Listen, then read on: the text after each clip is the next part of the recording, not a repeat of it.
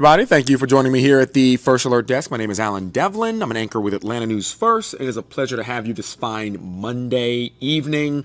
Three stories I want to run you through really quick here. The first one is actually happening right now, pretty much, and it's over on Campbellton Road and McLeod Mountain Road, I should say. We had a police chase in a bus crash, and there were kids on board the bus when that police chase crashed into it. Now, it wasn't the officers that actually hit the school bus. It was a car that was allegedly running from police officers, and police said they pulled it over because it was stolen, and they chased it through an intersection. It slammed into a school bus and then rolled into a gas station after the crash. And three people were seen, according to witnesses, according to the video we got, getting out of that car with airbags deployed and running away from the scene. Police right now are still looking for the driver and the other people inside. Again, that car was suspected of being stolen. They pulled it over just trying to, get the traffic stop completed. It did stop and then took off. At some point during that chase, shots were fired. Now, we can't confirm if it was the police shooting at the suspect or the suspect shooting at police or a back and forth of exchange of gunfire. We don't know those details. All we know is that guns were discharged in relation to that chase. All the kids and the driver on board that school bus are okay, according to police. The GBI is investigating right now, and we had that bus get towed out of that intersection a couple of hours ago, so those kids are probably home safe by now. I'm telling you that because coming up at 10 o'clock, Atlanta News First Tori Cooper has been at that scene since things broke earlier today. She's going to have a walkthrough and a detailed account, along with that surveillance video of what happened at that intersection on Campbellton Road when that police chase ended in that school bus crash. But again, all the kids, most important part, thankfully, okay. The next story I want to talk about is actually not that one yet. I'm going to save that one for now. We're going to talk about a shooting on Redford Road. This happened last night, and police are still investigating it right now. We do have some scene video of that one. These are some pictures and video of what happened there in southeast Atlanta. According to Atlanta police, the shooting happened at 1090 Redford Road, leaving 5 people in stable condition and 1 person in critical condition, but all 6 of them are alive right now. Initial reports said that they were outside of the house when a car pulled up, and there was an argument between the vehicle, the people in the vehicle, and the people standing in front of the house, and shots were fired, hitting all 6 of those people standing outside. Police do believe that this was a targeted shooting, but they have not released a suspect yet, from my understanding. They are still looking for a suspect, but again, those 6 people are in the hospital. 1 of them's in critical, the other 5 are in stable. That investigation is ongoing. And the last story I want to talk to you guys about here is one going to be jumping over to one of my favorite stories of the day, which is time jumping back an hour over the weekend. So early Sunday morning, you probably realize you got an extra hour right at 2 a.m. or 1:59. The clock went from 1:59 back to 1 a.m. and we got that hour of sleep. And what that means is that now the sun is setting in Atlanta way, way, way earlier than it should be. Usually when I show you this shot in the last several months, the sun would still be up, or it would at least be setting. It's 8 o'clock now, but we can still have some daylight out there, some kind of a late dusk type setting.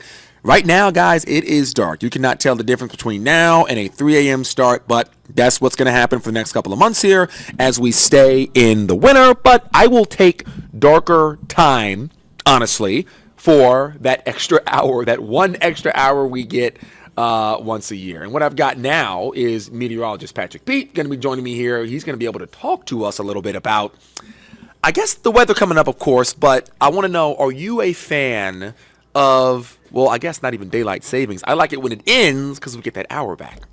Yeah, who doesn't? Yeah, there you go. See?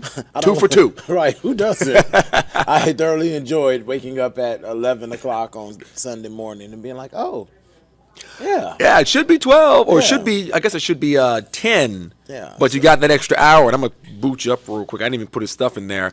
Talk to us about the weather as I get this thing squared away, Patrick. As we take a live look outside, and I can't find Max 2. Where's Yeah, Max gorgeous 2? out there. Beautiful, beautiful views out as we're looking at mostly clear skies tonight. Temperatures are not too bad out there. We see several locations that are hovering in the upper 50s, some that are in the mid 60s, tracking 65 here in Atlanta. Same for folks down in Noonan, 57 Roswell into Lawrenceville. Good evening, happy Monday.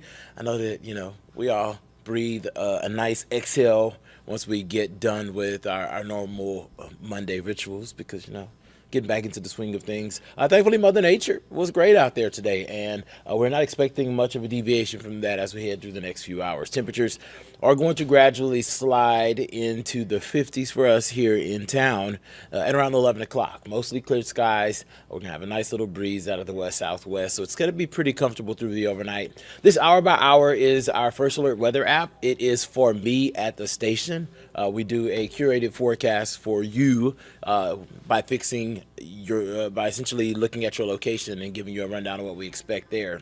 So you can go ahead and download that app and you can get that information in your hand so that you know what you can expect.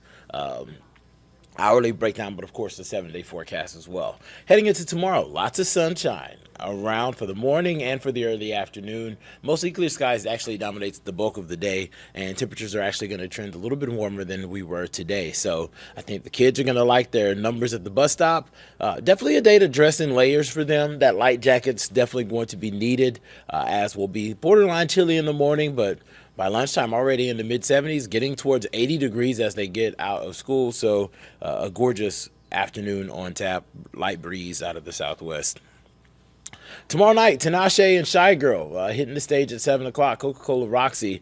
We'll see those numbers in the 60s, so not a bad evening. I call that sweater weather for everybody that wants to get out and about. Gorgeous evening. Another start to the day Wednesday morning with numbers in the 50s, so mild mornings, not too bad. I don't think many people are going to have the heater full blast like we did last week.